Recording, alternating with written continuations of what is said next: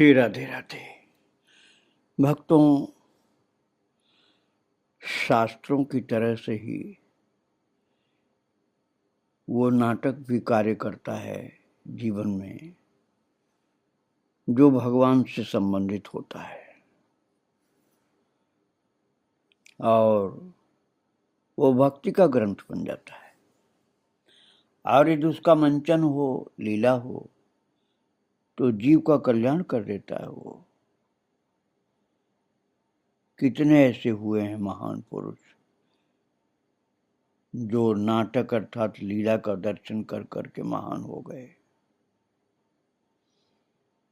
और इसी प्रकार की बात आप श्रवण कर रहे थे, नाटक की बातें, जिसमें अद्वैताचार्य को कृष्ण बनाया गया है, गौरांग महाप्रभु राधा रानी बने हैं। ये चरित्र आप श्रवण कर रहे थे नाटक के रूप में। आपने कल श्रवण किया था कि श्री राधा अर्थात श्री गौरांग महाप्रभु कह रहे हैं कि आर्य पूजा करने आए और पूजा किए बिना कैसे जाऊंगी, पूजा की वस्तुओं का क्या करूंगी। तो मधुमंगल ने कहा, जाओगी कहाँ, पहले दान दो फिर घर जाना। बात ये, मधुमंगल ब्राह्मण है, तो ब्राह्मण का काम दान देना दान लेना दोनों होता था। उसी के हिसाब से मधुमंगल ने कहा राधा रानी से अर्थात गौरांग महाप्रभु से कि जाओगी कहाँ, पहले दान दो फिर घर जाना। तो बड़ाई जो है, उसने कहा, अरे बामन के पूत, ये दान कैसा, ये दान किसकी उपज है। सुबल ने कहा, इस वन के राजा हमारे सखा कृष्ण हैं, उनको दान दिए बिना कोई भी वृंदावन में प्रवेश नहीं कर सकता। बड़ाई ने कहा, क्या कृष्ण भला राजा बन गया। ठीक है, कृष्ण भला राजा बन गया, ठीक है, दान किसका लेगा, हमारे पास बिक्री की चीजें नहीं, केवल पूजा की सामग्री है, तो हम दान कैसे दें। सुबल ने कहा, श्री कृष्ण से सखे, इसका उत्तर तुम दो। तो श्री कृष्ण जो अद्वैताचार्य जी हैं वो बोले अति गंभीर होकर। अब उस समय आवेश था इन लोगों को ना, अब अपने को अद्वैताचार्य नहीं मान रहे थे, वो कृष्ण मान रहे थे। तो उन्होंने कहा गंभीर होकर कि मेरी इस दान घाटी का यही नियम है कि यदि कोई कुल वधू यहाँ आएगी तो उसके रत्न आभूषण, मधुर हास्य, नयन कटाक्ष, हाथ संचालन सब दान में देने होंगे। तो बड़ाई ने कहा कि हमारे पास कोई रत्न वत्न नहीं है, और आंचल में केवल गोपेश्वर पूजा का सामान है। मधुमंगल ने कहा, ग्वालिन की बुद्धि कितनी, गोपेश्वर हमारे मित्र कृष्ण हैं, उनको छोड़ करके और किसकी पूजा करने जा रही। तो श्री राधा ने धीरे धीरे कहा, इतनी बातों की क्या आवश्यकता, पूजा की सभी वस्तुएं दिखा दो। श्री राधा कौन है, गौरांग महाप्रभु राधा जी। तो बड़ाई ने कहा, बड़ाई जो एक बूढ़ी बड़ी, आप समझो बड़ाई का मतलब बूढ़ी बड़ी माई। बड़ाई शब्द का अर्थ समझने के लिए मैं बता रहा हूँ, बूढ़ी बड़ी माई, उसी को बड़ाई हम कहते हैं, जो राधा रानी के साथ चल रही है सब कार्य में सहयोग करने के लिए। और राधा रानी कौन है, महाप्रभु जी हैं, गौरांग महाप्रभु। और बड़ाई जो एक बुजुर्ग महिला समझो, जो उनके साथ चल रही सेवा का कार्य संभालने के लिए। तो बड़ाई ने मधुमंगल से कहा, सुनो, अपने सखा को हमारे घर भेजना, पत्थर की कटोरी में छाछ और नमक देंगी, खूब चटकारे लेकर पिएगा। मधुमंगल पूजा की वस्तुओं को पकड़ लेता है। और श्री राधा ने कहा, देखो देखो, पूजा की सभी वस्तुएं अपवित्र कर दी, सामग्री फेंक दिया। चलो घर चलती हैं। श्री कृष्ण दोनों हाथ फैलाकर खड़े हो जाते हैं और श्री कृष्ण अद्वैताचार्य जी बिल्कुल कृष्ण के आवेश में हैं।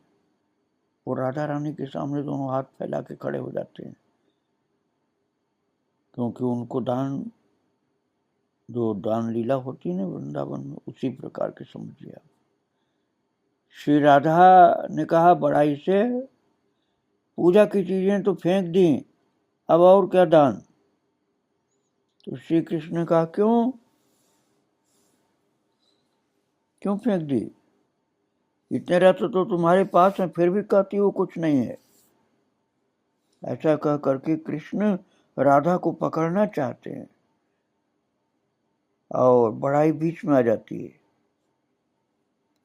वो राधा को बचाने के लिए कि राधा पकड़ी न जाए, तो वो बड़ाई जो है, अर्थात बड़ी बूढ़ी माई जो साथ में चल रही राधा रानी के साथ, तात्पर्य गौरांग महाप्रभु के साथ, वो अपनी राधा को कृष्ण से बचाने के लिए आ गई कि नहीं कृष्ण, जो अभी इसको परेशान नहीं करो तुम। कृष्ण राधा को पकड़ना चाहते थे तो बड़ाई बीच में आ गई। बड़ाई ने कहा अरे नंद के बेटे, कुलवधु पर अत्याचार करता है, तेरा भला नहीं होगा। तो ललिता ने कहा तुम हो कौन, बड़ा जोर दिखाते हो, तुमको भय नहीं लगता, कुलवधु के शरीर के हाथ लगाते हो। और कृष्ण जो राधा रानी को स्पर्श करने लगे, तो ललिता तो सखी है, मुख्य सखी है राधा रानी की, उन्होंने कहा बड़ा जोर दिखाते हो तुम, कृष्ण को कहा तुमको भय नहीं लगता, कुलवधु के शरीर से हाथ लगाते हो। तभी श्री कृष्ण बड़ाई से धक्का मुक्की कर राधा का वस्त्र पकड़ लेते हैं और तभी जिनने जिन में प्रवेश किया था महाराज वो सब अंतर्धान हो गए। अभी तक तो कोई बालक अपने को नहीं समझते थे, सब के सब साक्षात वही हो गए थे। राधा कृष्ण बड़ाई और मधुमंगल ललिता जितने हैं, इन सब का आवेश उनके अंदर हुआ था। लेकिन श्री कृष्ण बड़ाई से धक्का मुक्की करके राधा का वस्त्र पकड़ लिए, तो तभी उसी समय जिन में जो आवेश हुआ था वे सब अंतर्धान हो गए। अर्थात योग माया जो बड़ाई के रूप में आई थी, बड़ाई अर्थात प्रशंसा मत समझना, बड़ाई मतलब बड़ी बूढ़ी माई के रूप में जो आई हुई थी वो योग माया थी। वो चली गई, क्योंकि सब चले गए, राधा कृष्ण चले गए, सखियां चली गई, तो योग माया भी चली गई। अब वो निताई रह गए। बड़ाई जो कौन थे, निताई, वो निताई रह गए। अब श्री कृष्ण चले गए तो अद्वैत रह गए, वो राधा रानी चली गई तो निमाई रह गए, निमाई अर्थात गौरांग महाप्रभु। और ललिता चली गई तो गदाधर रह गए। तो जो बालक जो बनाया गया था वो उस स्वरूप में आ गया और उसका आवेश चला गया। अब तक जो दैवी लीलाएं हुई थी वो जिन्हें लेकर हुआ, उन्होंने स्वयं आकर अभिनय किया, अर्थात स्वयं जिनकी लीला थी वही आकर आवेश डाल के वही लीला कर रहे थे। श्री गौरांग स्वयं राधा रहे और श्री कृष्ण रूप में उन्होंने अद्वैत के शरीर में प्रवेश किया था और भक्तों इस प्रकार से नाटक चल रहा था। और अब वो आवेश सबका चला गया तो ये रह गए सामान्य रूप में। मैंने आपको बताया ना कि वास्तव में श्री अद्वैत के शरीर में स्वयं प्रभु प्रकट हुए थे, अर्थात कृष्ण भगवान। जो गौरांग महाप्रभु है वही अद्वैत के शरीर में प्रकट हुए थे, तो अद्वैत ही कृष्ण बन गए थे और गौरांग महाप्रभु राधा रानी बन गए थे। केवल सजने से कृष्ण नहीं बने थे, वो उनमें प्रवेश कर गए थे। अद्वैत के शरीर में कृष्ण वास्तव में आ गए थे। इस प्रकार सभी की प्रकृति एकदम बदल गई थी। अंत में श्री कृष्ण ने श्री राधा के वस्त्र पकड़ लिए। इसके बाद की लीला वे किसी को भी देखने नहीं देंगे, तो सभी अंतर्हित हो गए। बात यह थी कि कृष्ण की लीला तो गुप्त है, उसका ग्राहक कोई नहीं होता सामान्यतया कि जो कृष्ण और राधा की लीला के अंदर भी जाए, तो वो लीला तो प्रकट नहीं करनी थी ना। इसलिए कृष्ण ने राधा के जब वस्त्र पकड़े तो महाराज वो राधा कृष्ण के मिलन की लीला आप कह सकते हैं, वो दिखानी नहीं थी, वो लीला दिखानी नहीं थी। इसलिए सब के सब अंतर्हित हो गए, जिनका जिनका आवेश था वो सब चले गए और ये रह गए सामान्य रूप से मनुष्य, देवी देवता का आवेश चला गया। पहले जो जिस रूप में थे ठीक उसी रूप में, अर्थात सामान्य रूप में हो गए वो। और जैसे शीतल जल में ताप प्रवेश कर जाता है ना, तो जल गर्म हो जाता है, वैसे जल को शीतल माना जाता है। लेकिन अब जल में अग्नि प्रवेश कर जाए तो जल तो इतना खतरनाक हो जाता है, उबलने लग जाता है, आग की तरह जला देता है। और वैसे जल शीतल माना जाता है, जल की तरह शीतल रहो ऐसे कहते हैं ना, जल की तरह से शीतल होना चाहिए। किंतु जल में अग्नि का प्रवेश हो जाए तो भयंकर कर्म जला देता, झुलसा देता है, तो बोला पड़ जाते हैं। ऐसे ही सामान्य मनुष्य के अंदर ईश्वरीय प्रवेश हो जाए, भगवान की शक्तियां प्रवेश कर जाए, राधा रानी या सखियां प्रवेश कर जाएं, तो वो अपने सामान्य रूप को भूल जाता है और विशिष्ट शक्ति कार्य करने लग जाती है। जैसे वही आप समझिए कि उबलता हुआ पानी हो, सामान्य पानी तो शीतल है, उबलता पानी में आग है, और वो आग चली जाएगी तो फिर से शीतल हो जाता है पानी। इसी प्रकार श्री कृष्ण अद्वैत के शरीर में प्रवेश कर गए थे तो अद्वैत कृष्ण हो गए थे। फिर कृष्ण के अंतर्हित होने पर वे अद्वैत हो गए, अद्वैताचार्य हो गए। और निमाई ने जैसे ही राधा भाव छिपाया, वैसे ही उनके अंदर अन्यान्य शक्तियों का आवेश होने लगा और वे उसी आवेश में नृत्य करने लगे।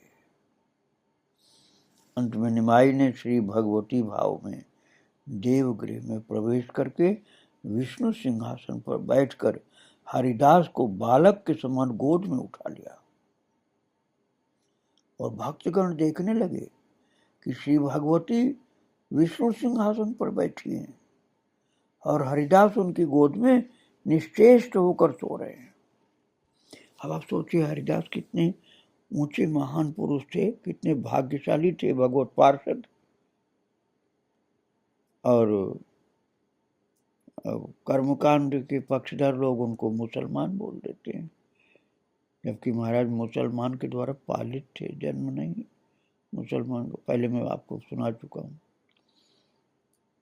तो हरिदास जो गौरांग महाप्रभु के गोद में निश्चिंत होकर सो गए और गौरांग महाप्रभु भगवान के सिंहासन पर विराजमान थे।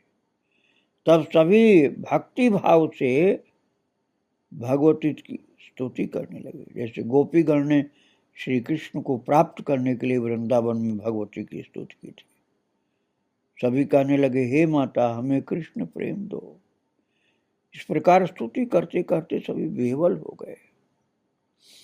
तब सभी अनुभव करने लगे कि वे शिशु हैं और जो विष्णु सिंहासन पर बैठी हैं वे भगवती उनकी गर्भधारिणी माँ हैं, अर्थात गौरांग महाप्रभु साक्षात भगवती के रूप में। और हरिदास जब 6 वर्ष के थे तब उनकी मां ने पति की सहगामिनी होकर चिता में प्राण त्याग दिए थे। उनकी स्तनपान की अभिलाषा पूर्ण नहीं हुई थी। अब मां की गोद पाकर स्तन दुग्ध के लिए पुराना लोभ उत्पन्न हुआ और हरिदास स्तन खोजने लगे। अन्य भक्तों ने भी वही भाव पा करके मां को घेर लिया और मां के अन्य मनस्क हो जाने पर शिशु रोने लगता है। इसी तरह सभी स्तुतियां छोड़कर मां मां करके रोने लगे।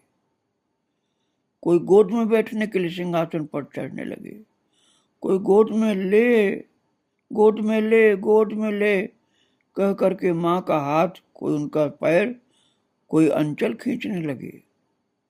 कोई हरिदास को गोद से उतार कर स्वयं बैठने की चेष्टा करने लगे, कोई गीत गाने लगे, कोई नाचने लगे।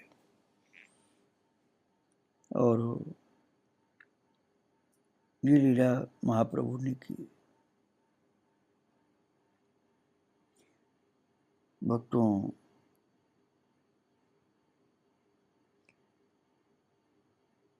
ऐसी ऐसी विचित्र लीलाएं महाप्रभु ने की थी। स्वयं भागवती बनकर सबको अपना बच्चा बनाकर, और कितने भाग्यशाली थे हरिदास जी की गोद में ही बैठे रहे बहुत देर तक। हरिदास तो बार बार स्तन खोज रहे थे मां भक्तों, जैसे छोटा बच्चा मां के स्तन को खोजता है ना दूध पीने के लिए। छोटा बच्चा मां की गोद में बैठता है तो मां के स्तन को खोजता दूध पीने के लिए। ऐसे ही गौरांग महाप्रभु की गोद में बैठे हुए हरिदास अपने को बच्चा महसूस कर रहे थे और गौरांग महाप्रभु को साक्षात भगवती। अब हरिदास बार बार स्तन खोज रहे थे तो भगवती और क्या करती, संतान को रोक न पाकर महाराज आप आश्चर्य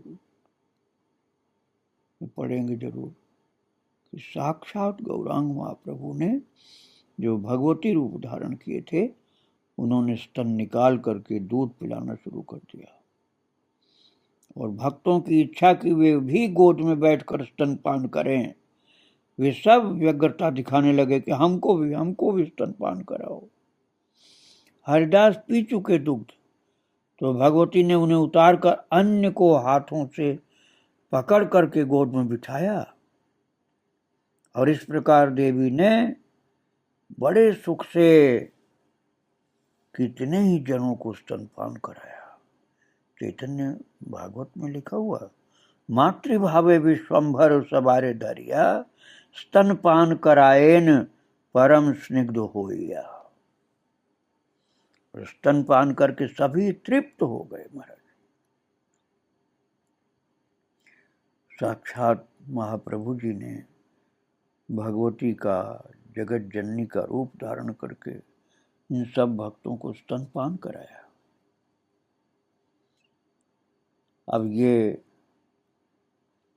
लीला बड़ी दुर्लभ लीला भगवान ने की थी। सभी भक्तों को स्तनपान करा के तृप्त किया।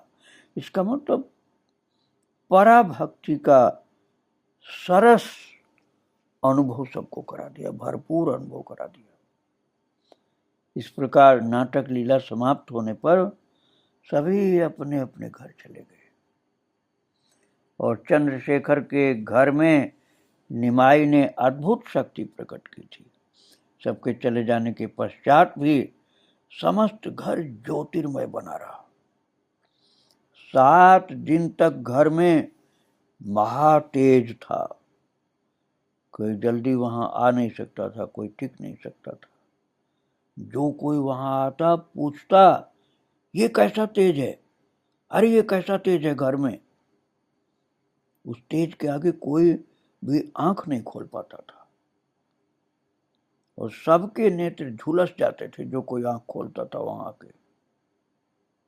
मुरारी गुप्त ने अपने कर्चा में इस बात को लिखा है।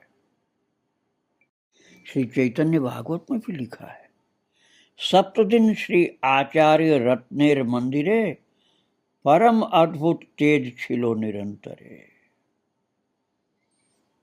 फिर कहते हैं चंद्र सूर्य विद्युत एकत्र जेने, तन चंद्र सूर्य विद्युत एकत्र जेनो ज्वले, देखिए सुकृति सब महाकुतूहले। महाराज ये महाप्रभु जी ने लीला की थी। और ऐसा लाख लाख चंद्रमाओं के समान शीतल तेज, अर्थात तेज तो बहुत तीव्र था लेकिन उसमें दाहकता नहीं थी। तेज जो था बहुत तीव्र था लेकिन उसमें दाहकता बिल्कुल नहीं, सूर्य की तरह दाहकता नहीं थी, चंद्रमा की तरह शीतलता थी। तभी दिखाई देता जब निमाई भगवान के रूप में प्रकाशित होते। उनके अप्रकाशित होने के बाद भी वो तेज कुछ समय तक, लगभग 1 सप्ताह तक बना रहा। चंद्रशेखर के घर में भी वो पीला और श्वेत वर्ण तेज रात भर अधिक मात्रा में निकलता रहा और बना रहा।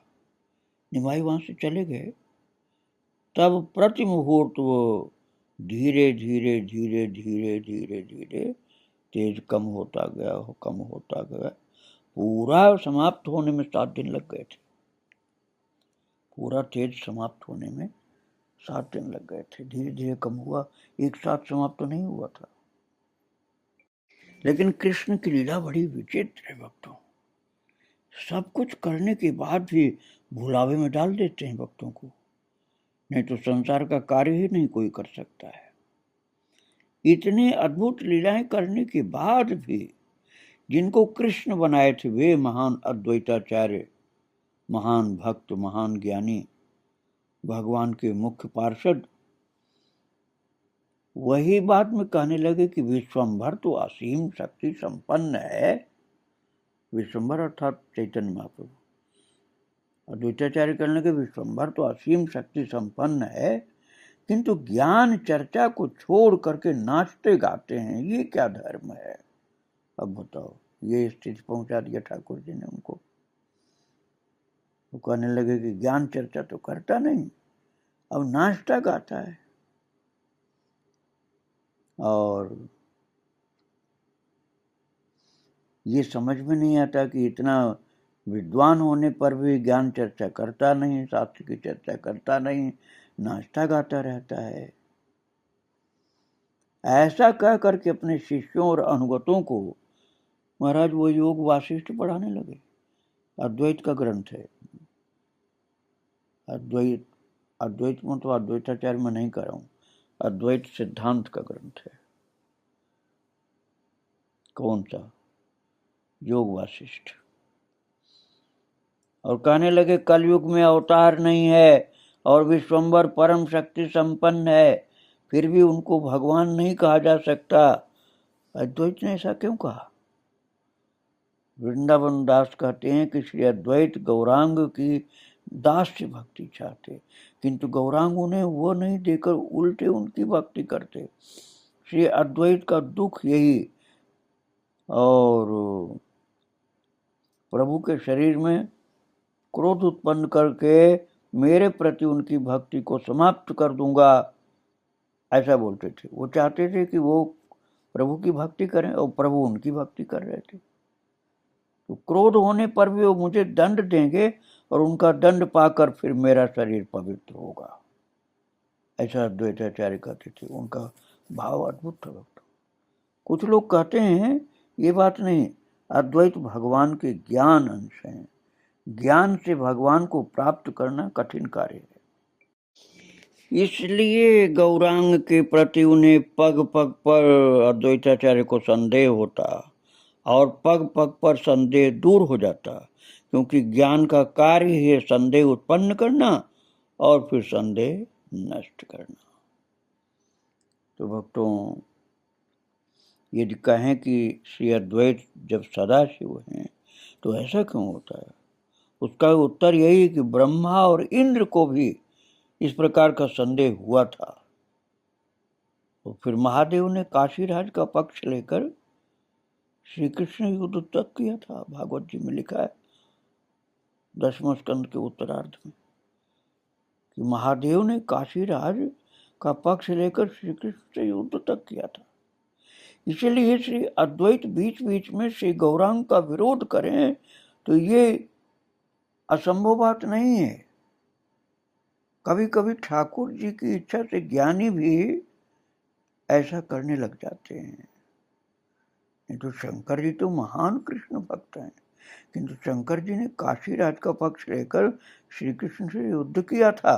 भागवत जी के 10वें स्कंद में वर्णन है उत्तरार्ध में।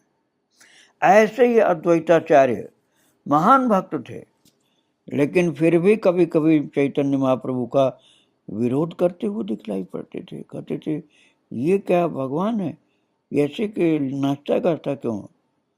तो ये कन्हैया की लीला है कि वो जो ज्ञानिन कर चित अपहरई, मानस में भी लिखा हुआ है। आगे उनका चरित्र फिर आपको सुनाएंगे, प्रभु का,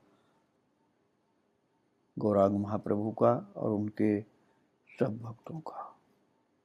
जो लीला चल रही है उसी में आप अपना मन लगाइए। बड़ी सरस लीला है भक्तों। संपूर्ण भक्तों सहित महाप्रभु को प्रणाम कर रहा हूँ, बारंबार प्रणाम। जय जय श्री राधे श्याम, जय जय श्री सीताराम। आगे की चर्चा फिर चालू रहेगी।